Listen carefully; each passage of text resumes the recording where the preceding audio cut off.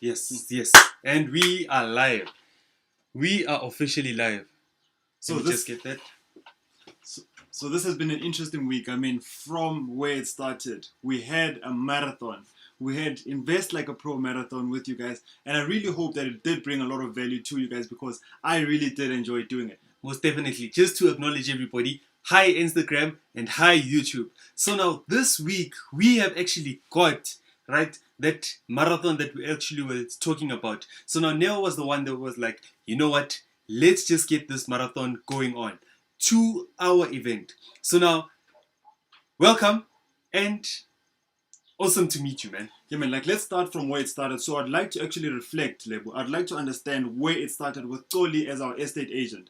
So we were live with Koli as our estate agent on Monday, and she was rather giving us the ins of what is to be a real estate versus property investing. So Lebo, what's your biggest takeaway from that? So now my biggest takeaway, this sounds scripted, right? It's definitely not scripted. So now I know a lot of people were saying that you guys actually sound scripted or something like that. We're not scripted. So now, just to get that out of the way. So now what I actually took away from what Toli was saying, right, is that the market is actually still going on. So now if you are still waiting for what's actually going to go on in the market, are there people actually in the market that are starting or are actually within the particular market right now in terms of property investing? People are actually buying houses right now in whatever state that they are in, right? Because now take this into consideration. Say for instance, you are sitting in a place, say for instance, in the high end, right? Johannesburg North, right?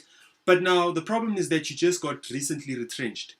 So now what happens in that case whereby you are actually retrenched? You still need a place to actually to live in, right? So now you'd still need to actually downgrade, which means what? A sale for you. So now if you are a property investor and you were actually planning to become a property investor, the time is now. But now what I want to stress is that please do not get pressured to go into property investing if you don't actually understand what's actually going on with property investing. What was your take now with Koli? You know, as a property investor, you need to surround yourself with a power team. So what do I mean surrounding yourself with a power team? You surrounding yourself with people that are experts. As much as we go around saying that we are property investors, I know for sure that when I have Toli on my side, she will tell me what the market is doing. So, you know, sometimes when you're surrounded with a particular type of people, like Lebu would be saying, things are bad, things are terrible. That's when you start being on panic mode. And then you sit with somebody else who's singing a different tune. However, they're all speaking about property investing. I mean, with Toli, my biggest takeaway was that even as hard as times are right now, the fact that times are hard is actually stimulating the market to go in a particular direction. So there are people who are willing to buy and there are people who are willing to sell. So I'm quite happy about that, man. And I will tell you now that I remember last time that we were actually on a call and then we're like, must we call? It was on Sunday. Must we make this call to an estate agent and actually ask about this particular house? And then one of the people that was sitting with us like, you know what, it's Sunday, guys. Why should we make that call? And guess what? In the evening when we called, we found out that a deal was closed on Sunday. A whole deal was closed on Sunday. So at the end of the day, who you surround yourself with will actually contribute to how far you take it. So now on Tuesday, we had France, right? France was the guy that was actually telling you more about construction, latent and patent defects now. Yeah. What was your biggest takeaway from that particular conversation that we had with Mr. France? You know, sometimes I really took this, some people can take this for granted with having a power team. So now, especially when you're going into construction or development. So let's say you bought a house and then somebody said, you know what, Lebu, there's space. There's so much space to actually develop. There's so much space to build 18 rooms. And then Lebu was like, I'm excited. I'm going for it. Only to find out that it's going to cost so much. So it's very important to have that construction guy who's an expert. Because last thing that you want is that getting somebody and then everybody does want to save. I want to save when it comes to building. But then now, if you're trying to save so much, there is that possibility that you'll also be compromising the quality of the house in that situation as a property investor. Speaking about this, Instagram, I can see you guys I can see Max. I can see I can't see from this one. Lehlohonolo. I am Lehlohonolo. I see. Hi, You guys. need carrots, man. You need carrots. I seriously need carrots. So now, what we wanted to do, right? We wanted us to have a conversation between myself and you, right? Yeah. So now, if you do have any questions about what was actually said within the week, please do post. Actually, like to hear what is your thoughts live, man. So now, when we were actually speaking with Franz, right? He talked about latent and patent defects, and now this is something that you need to actually take into consideration, that what are latent defects and what are patent defects, right? So now let's take a look at this, right? We buy a particular property. It's totally distressed. The smell is bad. Everything about this particular property says don't buy this particular property right now. Yeah. So now tell me now, what is your procedure when you're about to buy a property that smells bad, that you can actually see that no one's willing to buy this particular property? What's your of buying this particular property? How are you thinking? Are you thinking that should I get my power team on? Should I get my numbers right? What is your thoughts based on that? For me, is that at first, before with all this knowledge and experience, it was rather let me get a house that's cheap and then let me just flip it and sell it high. Buy low, sell high. We all hear that. But now the fact is the way you make the money, it's in between. And what's going to actually make that impact, what's happening in between, is getting that power team on board. So with me, it definitely goes without saying that I need somebody who's an expert in that. So now, latent, right? With latent and patent defects, that's what I'm actually about to talk about. So now, the more bad the property is, right, the more I can actually negotiate. That's a jewel for you guys, right? So now, the more defects I can actually get into this particular property, the more I can actually negotiate with this particular person. But now remember, when it comes to negotiating, I'm not just going to come up to Neo and say, this property is bad. Look at the walls, look at what, I'm going to buy it at this particular price. What you need to do is to go in a subtle manner, especially if you know what Neo is actually going through. So now if Neo is going through something that's terrible, right? You know with guys, what happens is that their ego get in the way. So now he'd probably, if I do come up with this strategy, he'll probably be like, you know what?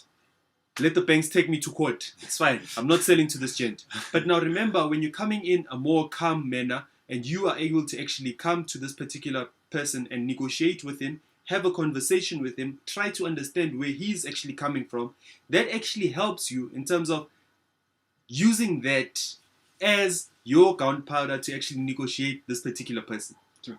I mean, going on to day 3 of our marathon, Invest Like a Pro with Nong Wealth, we had our credit guy. Lebu is such a great guy. You know, when we got to credit, I almost thought you were talking about me. We were speaking about credit and it actually lasted for 30 minutes. Guys, if you haven't seen the video, go onto our YouTube channel. You should see it. It was posted yesterday. So Lebu, I know that with credit, it's our second best topic right before property investing. So Sure. Do you want to actually get into it? What was your takeaway?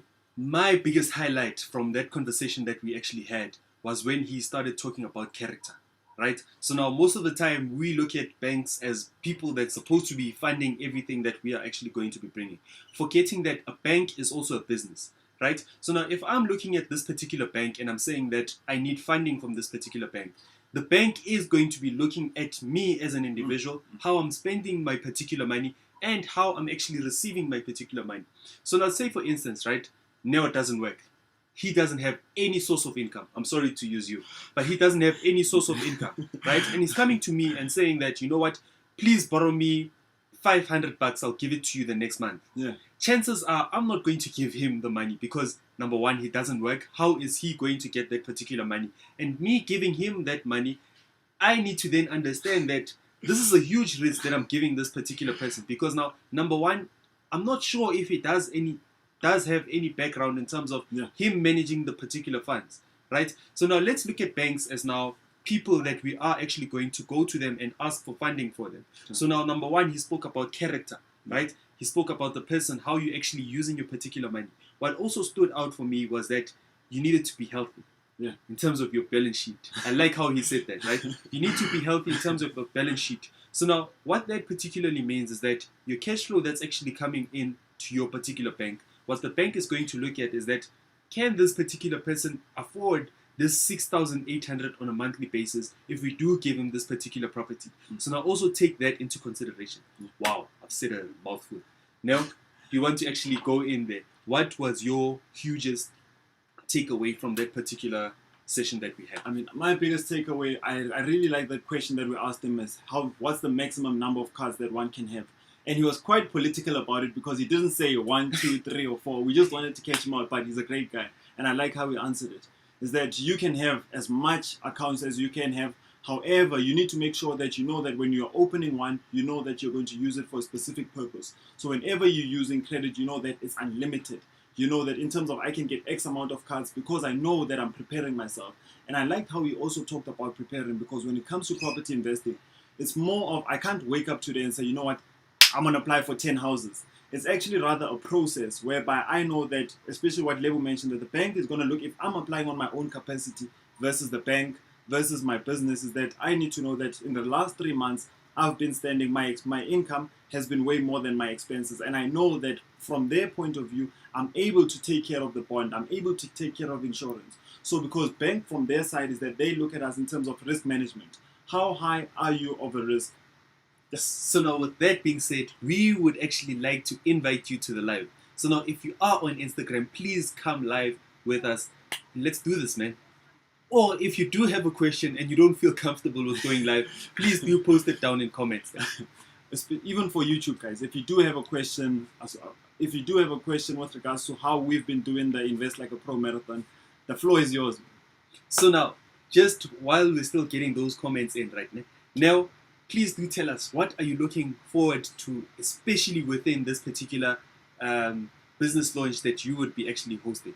The business launch, I mean, it's us breaking away from YouTube. We're like, you know what, let's actually do a business launch. Let's show people that we are out there. We can actually have that conversation. Let's bring our whole power team to that point so that people that are coming, that are upcoming, that want to invest in property can see, touch, and also pinch and feel that they are there, man. I like how Neo actually put it, right? So now when we started the business launch, Neo was like, you know what, I feel as if people don't know that we are real.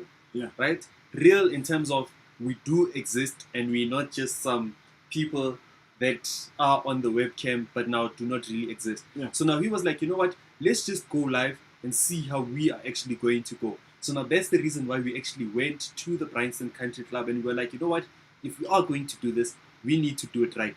So now we went to the Bryanston Country Club and we were like, you know what, we are actually going to be doing our event at this particular place. So now with this event, what we are aiming to do is that we want to give you maximum value that we can actually give you right now. So now hence we actually brought our power team with us to actually give you those particular tips that we have on our side. Because now I do understand that with a lot of people, where you are right now is that you are thinking that should I actually go into property investing, but now what do I know about lawyers? What do I know about estate agents? What do I know about this whole big game? And it can get overwhelming because now there are a lot of things that actually go into property investing. So now we said, let's open up our doors, let's get people in to our circle, and let's have a conversation in terms of property investing. I mean, Levs was quite excited about this. For me, to summarize it in one sentence, we were like, how can we put value at the front end? How can people actually benefit from all this knowledge? How can people benefit from all this experience? And it's through our event. So you need to be there. If you did RSVP, we can't wait to actually see you there. And if you didn't RSVP, it's a problem. It's a serious problem. You have to wait for the next one. Do we have any questions that we can actually take?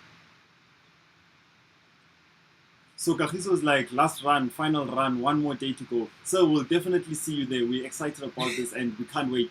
We really can't wait. I doubt there will be any sleep. So yeah.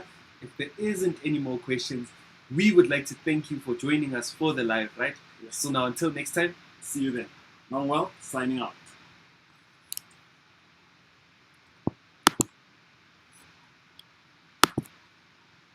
Okay, so now